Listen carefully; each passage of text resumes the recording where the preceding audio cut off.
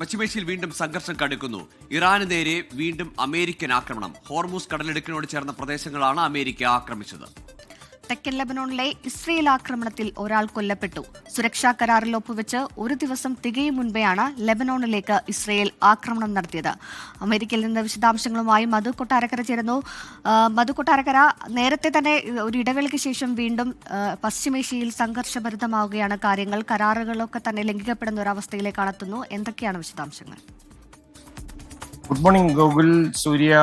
ഇറാനെതിരെ വീണ്ടും US സൈന്യത്തിന്റെ ശക്തമായ വ്യോമാക്രമണമാണ് കഴിഞ്ഞ മണിക്കൂറുകളിൽ നടന്നത്.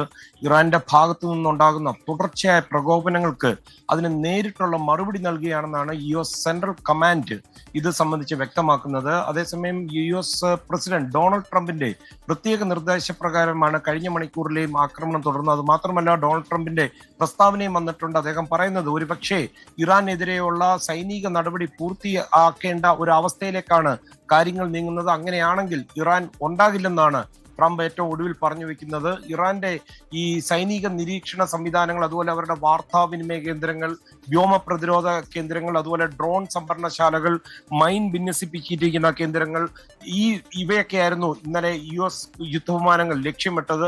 വളരെ ശക്തമായ ആക്രമണമായിരുന്നു.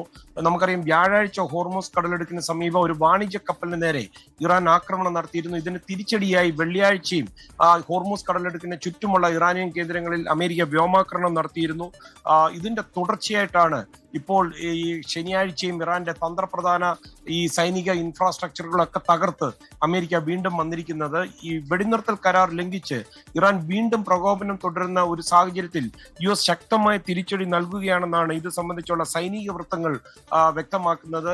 MV എവർ ലവ്ലി എന്ന കപ്പലിന് നേരെയായിരുന്നു നേരത്തെ ഇറാൻ ആക്രമണം നടത്തിയത്. എന്നാൽ അതിനുശേഷം ഈ പ്രശ്നങ്ങൾ പറഞ്ഞ് അവസാനിപ്പിക്കാം എന്നുള്ള ഒരു നിർദ്ദേശം മുന്നോട്ട് വന്നെങ്കിലും അത് ഇറാൻ നിരസിക്കുകയായിരുന്നു. ഇതിനെ തുടർന്ന് അവര് MT കിക്കു എന്ന് പറയുന്ന ഒരു കപ്പലിന് നേരെ വീണ്ടും ഡ്രോൺ ആക്രമണം നടത്തി. ഇതാണ് US സൈന്യത്തിനെ പ്രകോപിപ്പിച്ചത്. ഗോകുൽ, സൂര്യ. മധു, ഒരു കാര്യം കൂടിയുള്ളത്, ഇറാൻ അമേരിക്ക ധാരണാപത്രം അവിടെ നിൽക്കുമ്പോൾ തന്നെ ആക്രമണങ്ങൾ ഒരു വശത്ത് തുടർന്നു. ഇന്നലെ ഇസ്രയേലും ലെബനോനും തമ്മിലൊരു ലെബനോനിൽ ആക്രമണങ്ങൾ ഉണ്ടാകില്ല എന്ന തരത്തിലൊരു ധാരണയിലേക്ക് വരുന്നു, അല്ലെങ്കിൽ ഒരു കരാർ ഒപ്പിടുന്നു. ആ ഒപ്പിട്ട കരാറിന് മണിക്കൂറുകളുടെ പോലും ആവശ്യമുണ്ടാകുന്നില്ല എന്നതാണ് മറ്റൊരു വശം. തീർച്ചയായിട്ടും ഗോകുൽ, ഈ രണ്ട് ധാരണാപത്രവും കാറ്റിൽ പറത്തുന്ന രീതിയിലാണ് ഇരുപക്ഷത്തു നിന്നുള്ള സൈനിക നീക്കങ്ങൾ സംഭവിക്കുന്നത്. ഗോകുൽ സൂചിപ്പിച്ചതുപോലെ വാഷിംഗ്ടണിൽ വെച്ച് 5ാം വട്ട ചർച്ചയ്ക്ക് ശേഷമായിരുന്നു ഈ ഒരു ലെബനൻ ഇസ്രായേൽ കരാറും. അതുമാത്രമല്ല, 2 പ്രധാന മേഖലകളിൽ നിന്ന് സൈന്യത്തെ പിൻവലിക്കാമെന്ന് നെതന്യാഹു വാക്ക് നൽകിയതുമായിരുന്നു. എന്നാൽ ഹിസ്ബുള്ള ഈ ധാരണാപത്രത്തിനെതിരെ പരസ്യമായി രംഗത്ത് വരികയും ചെയ്തു. ഇതോടുകൂടിയാണ് ആ ധാരണാപത്രം പ്രകാരമുള്ള കാര്യങ്ങൾ നടക്കാതെ പോയത്.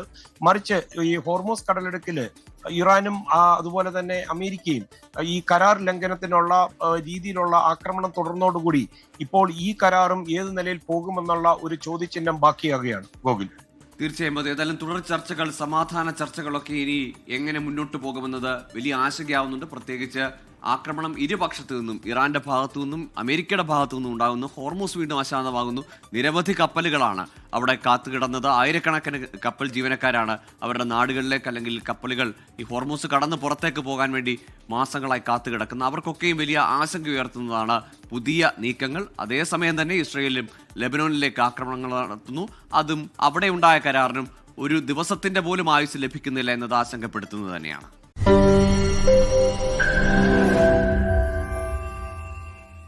ലോകത്തെവിടെയായാലും ഏത് സമയത്തും 24 വാർത്തകളും ഓഗ്മെന്റഡ് റിയാലിറ്റി പാക്കേജുകളും എക്സ്പ്ലെയിനറുകളും വിശദമായി കാണാൻ ഞങ്ങളുടെ YouTube ചാനൽ നിങ്ങൾക്ക് സബ്സ്ക്രൈബ് ചെയ്യാം.